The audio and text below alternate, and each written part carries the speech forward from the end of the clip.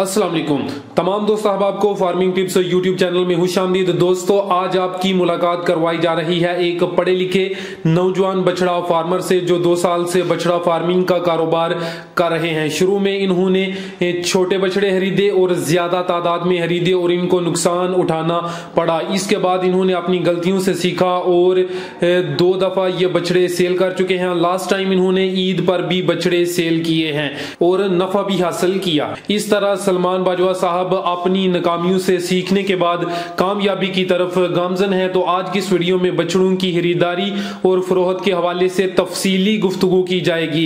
इसके बाद पार्ट 2 भी कुछ दिनों तक अपलोड किया जाएगा, तो वीडियो को मुकम्मल लाजमी देखें। वीडियो बहुत अहम, कीमती और मालूमाती है। इंशाअल्लाह अज़्ज़वजल फायदा जरूर होगा। तो चलिए स्टार्ट करते हैं आज का अपना ये इंटरव्यू। अस्सलाम वालेकुम। वालेकुम सलाम सर। भाईजान कैसे हैं? अल्हम्दुलिल्लाह ठीक ठाक, आप कैसे हैं? जी अल्लाह का शुक्र। सबसे पहले अपना तारुफ करवा दें। जी हमारा तारुफ, मेरा नाम सलमान बाजवा है। अच्छा बाजवा साहब, आप बछड़ा फार्मिंग कर रहे हैं, आपको बछड़ा फार्मिंग का आइडिया कहाँ से आया? ये आइडिया सर हम बछड़ा फार्मिंग कर रहे हैं 2 साल से जी। और ये आइडिया है जी मेरे बड़े भाई हैं इमरान बाजवा साहब, वो आजकल जापान में, और उनका ये आइडिया है और उनके ही ये सारा प्लान उन्हीं के मुताबिक है और सारा कुछ उनका ही कह लें कि प्रोजेक्ट है, उसको हम चला रहे हैं आगे। बाजवा साहब, आप कितने अरसा से बछड़ा फार्मिंग कर रहे हैं? हमें तकरीबन से 2 साल हो गए। 2 साल पहले स्टार्ट किया था? हाँ जी, 2 साल पहले। 2 साल का जो आपका तजर्बा है वो कैसा रहा है, उसके बारे में थोड़ा मेरे नाज़रीन को बता दें कि आपने किस तरह स्टार्ट किया, किन बछड़ों से स्टार्ट किया और अब आपने कौन से बछड़े रखे हैं? सर हमने 2 साल पहले स्टार्ट किया था और तब हमने पहला फ्लॉक डाला था। उसमें हमने छोटे जानवरों से स्टार्ट किया था और फिर आहिस्ता आहिस्ता जैसे जैसे सीखते गए उसी हिसाब से अब हम इस टाइम हमारे पास बड़े बछड़े क्रॉस में हैं सारे। और पहले हमने लिए थे कुछ छोटे थे, वो ज़्यादा फर्स्ट फ्लॉक था इसलिए कुछ गलती हुई और कुछ ज़्यादा माल ले लिया था। उसकी वजह से उसकी सारी नस्ल में फ़र्क पड़ा, ज़्यादा माल था, तकरीबन 125 के करीब हमारे पास जानवर। और ये अब हमारा माशाल्लाह 4था फ्लॉक है और ये हमारे पास सारे इस टाइम देसी हैं और साहिवाल क्रॉस के जानवर खड़े। आपने बताया कि आपने जब स्टार्ट लिया तो आपके पास जो जानवर थे वो छोटे थे और आपने काफी तादाद में ले लिए थे। जो आपने जानवर लिए थे वो कितने वजन के थे या उनकी कितनी उम्र थी? उनकी उम्र तकरीबन 1 साल थी और वजन उनका कम था। उनका वजन तकरीबन जो जिंदा जानवर का वजन सबका 2 मन 2.5 मन था, इससे ज्यादा नहीं था। तो उसमें नाकामी की या नुकसान की क्या वजह बनी?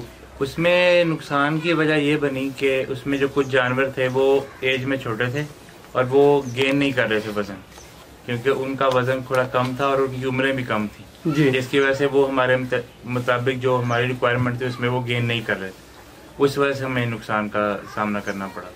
तो उसके बाद आप फिर बड़े बछड़े लेकर आए? उसके बाद हमेशा से हम बड़ा जानवर लेके जाते हैं, जैसे कि आप देख रहे हैं ये सारे जानवर। अब हम जिंदा जानवर 200 किलो से कम यानी कि 5 मन से छोटा जानवर नहीं लेते। तो लास्ट टाइम आपने बड़ी ईद पे कुछ बछड़े सेल किए हैं? हाँ जी, बड़ी ईद का फ्लॉक लैदा से था, वो सारा 2 दांत फ्लॉक था और वो अल्हम्दुलिल्लाह वो हमने सारा यहाँ पे सेल किया था अपने फार्म पे। माशाल्लाह। ईद पर कितने बछड़े सेल किए हैं आपने? ईद पे हमने तकरीबन 35 जानवर सेल किए। तो उनमें कोई फायदा हुआ? हाँ जी, अल्हम्दुलिल्लाह बहुत अच्छा फ्लॉक गुजरा हमारा वो वाला। यानी कि आपने अपनी गलतियों, आपने नुकसान से कुछ सीखा है। हाँ जी, और अभी आप अल्हम्दुलिल्लाह इसमें कामयाबी के साथ आगे बढ़ रही हैं। अल्हम्दुलिल्लाह, अल्लाह की ज़ात का बहुत शुक्र है। जो गलतियां मुझसे पहले हुई हैं वो मैं दोबारा नहीं कर रहा हूँ जी। अब हम इंशाल्लाह जानवरी माल ही बड़ा ला रहे हैं जो गेन ज़्यादा अच्छा करता है, क्योंकि अगर आप 200 किलो और 1.5 साल तक के जानवर लाएंगे तो वो आपको आसानी से गेन कर लेते हैं। अगर आप छोटा जानवर ले आओगे वो वजन नहीं बढ़ाता, उसमें परेशानी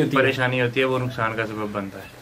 अच्छा सर, आपने ये भी बताया कि आपके पास जो जानवर हैं वो क्रॉस हैं। हाँ जी। कुछ लोग होते हैं कि वो प्योर साहिवाल या जो भी दूसरी नस्लें हैं वो खरीदते हैं। क्रॉस बेहतर है आपके ख्याल में या प्योर बेहतर है? अगर तो आपने सर ईद के लिए डालना है माल तो फिर आप खूबसूरत और प्योर साहिवाल माल डालें जी। और अगर आपने फैटनिंग के लिए या गोश्त के पर्पज के लिए डालना है तो आप हमेशा क्रॉस माल डालें। विलायती और देसी में कुछ क्रॉस यूज हो जाता है, साहिवाल में और चोलिस्तानी में, और साहिवाल और देसी का क्रॉस। हमेशा कोई भी जानवर है जो फैटनिंग के लिए आपने गोश्त के लिए लेना है वो आप हमेशा 2 नस्लों का क्रॉस लें, वो आपको बहुत फायदेमंद रहेगा। और कम से कम उसका जो कोशिश करें कि वो 200 किलो से कम ना हो जिंदा वजन जानवर का। जी सर, बेहतरीन हो गया। ये मुस्तकबिल में इस कारोबार में इजाफा करेंगे या कमी करेंगे? हाँ जी, इंशाल्लाह ताला हम इसको इजाफा करेंगे। इस वक्त आपके फार्म पर जो बछड़े हैं वो कौन कौन सी नस्ल के हैं? यहाँ पे इस टाइम हमारे पास साहिवाल और देसी क्रॉस है, चोरिस्तानी और देसी क्रॉस है, और हाँ जी बस इस टाइम ये दो नस्लें हैं, ये दोनों क्रॉस में रखी हैं मैंने। कितने बछड़े हैं इस वक्त हमारे पास इस टाइम में तकरीबन 25 जानवर। टोटल 25 हैं? हाँ जी। तो इसमें कुछ जानवर फॉर सेल भी हैं? हाँ जी, कुछ जानवर फॉर सेल भी हैं। अगर कोई बंदा आपसे खरीदना चाहता है तो आपका नंबर स्क्रीन पे शो कर दूं? जी बिल्कुल, जरूर जी सर। तो इसके अलावा अगर कोई आपका फार्म विजिट करना चाहे तो वो इधर भी आ सकता है? जी जरूर आ सकता है, जब मर्जी है। सर आपने ये जो बछड़े इस वक्त आपके फार्म पर मौजूद हैं, ये किस जगह से खरीदे हैं? ये हमने खरीदे मुल्तान मंडी से। सारे के सारे? सारे के सारे। हाँ जी। इसके अलावा और किसी मंडी में भी गए हैं या बस मुल्तान में गए थे? नहीं, ईद का जो फ्लाग था वो हम जंग से लाए थे। अच्छा। मोड़ मंडी जिसको बोलते हैं, डोली शीद मंडी बोलते हैं, उसके 2 नाम है, वहाँ से लाए थे। इसके अलावा हम साहिवाल का भी विजिट कर चुके हैं, लाहौर मंडी का भी विजिट कर चुके हैं, लेकिन जो ये लास्ट हमारे पास माल खड़ा ये सारा मुल्तान से लाया। माशाल्लाह, आपने 4-5 मंडियों के नाम लिए हैं, तो सबसे बेहतर मंडी कौन सी रही है आपके ख्याल में? हमारे लिए सबसे बेहतर है वो मुल्तान रही। अच्छा। हाँ, मुल्तान और जंग सबसे जो फैटनिंग का माल है ना, जो इसको काटू माल बोलते हैं, वो सारा मुल्तान में बहुत अच्छा है और जंग में थोड़ा कम है, लेकिन जंग में भी ठीक है। लाहौर में बिल्कुल नहीं है, लाहौर की मंडी बहुत महंगी है काटू माल के लिए। यानी कि अगर आपने फैटनिंग के लिए जानवर लेने हैं तो वो मुल्तान मंडी से ले। हाँ जी। तो ये जो बछड़े आपने खरीदे हैं, एवरेज एक बछड़ा कितने में आपको मिल गया है? एवरेज हमारे पास जो रेट है वो इस तरह है कि अगर हम एवरेज निकालें तो हमारी 50,000 चली जाती है, क्योंकि यहाँ पे हमारे पास 200 किलो से 210 किलो से जानवर शुरू हो रहे हैं और 280 किलो तक के जानवर हैं इस टाइम खड़े हैं हमारे पास जो हम लाए थे। ठीक है, और इसमें अगर हम एवरेज निकालें तो जो बड़े जानवर हैं वो भी और छोटे जानवर मिक्स करें तो हम तकरीबन 50,000 रुपये हमारी एवरेज निकलती है। एवरेज? हाँ जी। फी बछड़ा? छोटे भी उसके अंदर है, 200 किलो वाले भी और 280 किलो वाले भी। अच्छा सर, ये जो इस वक्त वजन तो आपने बता दिया, खरीदारी के वक्त किन बातों का ख्याल रखना बहुत जरूरी है? खरीदारी के वक्त आप सबसे पहले जानवर की सेहत देखें जी। कोई जानवर बीमार ना हो, स्पेशली चेक करें, उसके खुर चेक कर लें और उसको बुखार नहीं होना चाहिए, और कोशिश करें कि आप क्रॉस में जानवर लें।